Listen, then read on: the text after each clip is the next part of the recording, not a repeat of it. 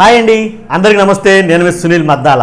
ఏం లేదండి, ఈ వీడియో ఓన్లీ మీ అభిప్రాయం తెలుసుకోవాలని చేస్తున్నా. నిజమండి, ఎందుకంటే వాళ్ళని అడగడం ఎందుకు, నేను నా సబ్స్క్రైబర్సే 50,000 మంది ఉన్నారా. ఆ 50,000 మంది అభిప్రాయం తెలుసుకుంటే చాలదా? ఏది మంచి ఏది చెడు, ఆంధ్రప్రదేశ్ రాష్ట్రంలో జరుగుతున్న రాజకీయం గురించి నాకున్న 50,000 మంది సబ్స్క్రైబర్లు అడిగితే చాలదా? నిజమేంటి లేదా అబద్ధమేంటి, ఏది మంచి ఏది చెడు అనే ఒక ఉద్దేశంతో ఈ వీడియో ఓ ప్రయోగాత్మకంగా ఉంటుందని నేను మిమ్మల్ని మీ అభిప్రాయం తెలుసుకోవాలని ఈ వీడియో చేస్తున్నా.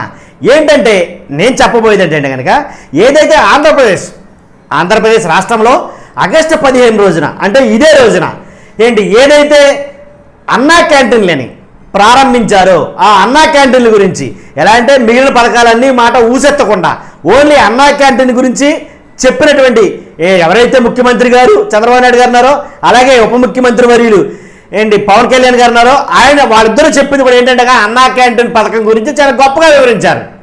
నేననేది ఏంటంటే కనుక, అన్నా క్యాంటీన్లో పసుపు రంగు అన్నా క్యాంటీన్లు అయితే కనుక ప్రారంభించబడ్డాయి అని నేను అంటా. ఎందుకని పసుపు రంగు అన్నా క్యాంటీన్లు అంటానంటే, ఏదైతే అన్నా క్యాంటీన్లు ఇప్పటి వరకు ఏదైతే ప్రారంభించిన ప్రతి అన్నా క్యాంటీన్కి పసుపు రంగు వేశారు. పసుపు రంగు అయితే ఏమైందా నీకు అని మీలో చాలామంది అనొచ్చు.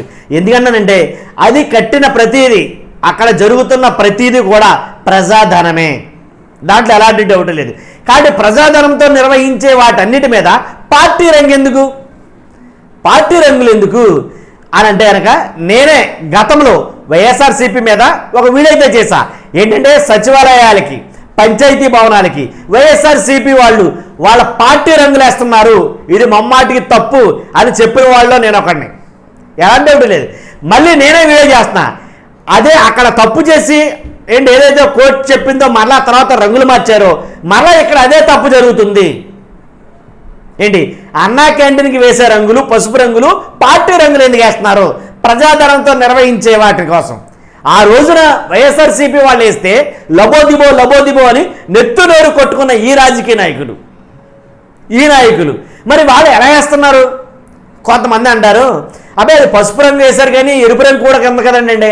ఒక అన్న అన్నాడు, ఎరుపు రంగు జనసేనకి సంబంధించింది కాబట్టి మ్యాక్సిమం టీడీపీ జనసేన రంగులే కనబడుతున్నాయి అన్నా క్యాంటీన్ల మీద టీడీపీ జనసేన రంగులే కనబడుతున్నాయని నిక్కచ్చిగా చెప్తున్నారు. దాంట్లో ఎలాంటి డౌట్ లేదు. ఒకనొక సందర్భంలో వైఎస్ఆర్సీపీ వాళ్ళ పార్టీ రంగులు సచివాలయాలకి పంచాయతీలకి వేశారని చెప్పేసి ఎవడబ్బ సొమ్మని ఆ రంగులు మీరు వేస్తారు అని మాట్లాడారు చాలామంది ఇదే నాయకులు. నిజమండి.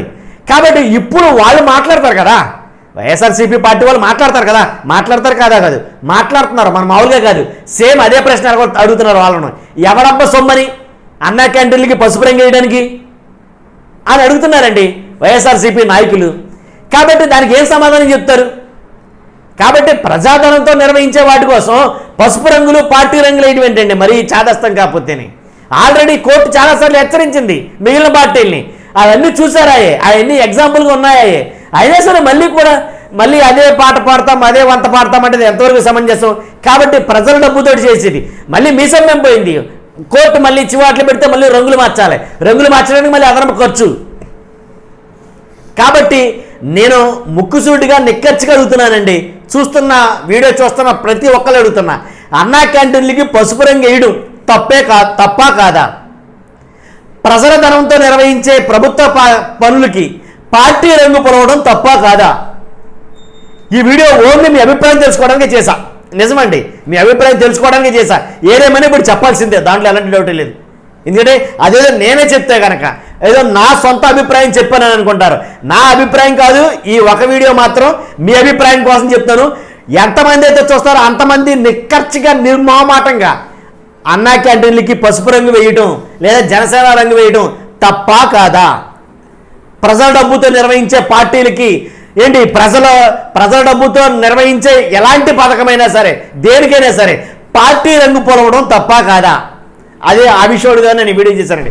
కాబట్టి దీని గురించి ఇంకా పెద్దగా నేను వివరించిన అవసరంలా, ఆటోమేటిక్గా మ్యాటర్ అంతా మీకు చేరినట్టే, దాంట్లో ఎలాంటి డౌట్ లేదు. కాబట్టి నేను ఏదైతే చెప్పానో దాని మీద స్టిక్ అనే ఉన్నానో మీ అభిప్రాయం తెలుసుకోవాలని ఎలాంటి డౌట్ లేదు. కాబట్టి ఎలాంటి చర్యలు జరగకుండా గవర్నమెంట్ పని ఏదైనా సరే, ప్రభుత్వ పనులు ఏవైనా సరే ఏదో ఒక యూనిఫామ్ కలర్ డిసైడ్ చేయడం మంచిదేమో అని అభిప్రాయం. కాబట్టి మీ అభిప్రాయం ఏంటో కామెంట్ రూపంలో ఖచ్చితంగా తెలియజేయండి, మర్చిపోద్దు. చూస్తున్న మీరు అందరూ కూడా నాకు మోటివేషన్గా ఉంటుంది, లైక్ చేయండి. లైక్ చేసినా చేయకపోయినా పర్లేదు, కానీ ముందు మీ అభిప్రాయం తెలియజేయండి కామెంట్ రూపంలో. మీ అభిప్రాయాన్ని మీరే కాదు, నేనే కాదు, నాతో పాటు చాలామంది చదివే అవకాశం ఉంటుంది. ఖచ్చితంగా మీ అభిప్రాయం తెలియజేయండి, ధైర్యంగా చెప్పండి, ఎలాంటి డౌట్ లేకుండా. టీడీపీ వాళ్ళైనా సరే, వైఎస్ఆర్సీపీ వాళ్ళైనా సరే, జనసేన వాళ్ళైనా సరే. చూస్తున్న మీరు అందరూ కూడా మర్చిపోద్దు, లైక్ చేయండి, మన ఛానల్ పక్కాగా సబ్స్క్రైబ్ చేయండి. Thank you much.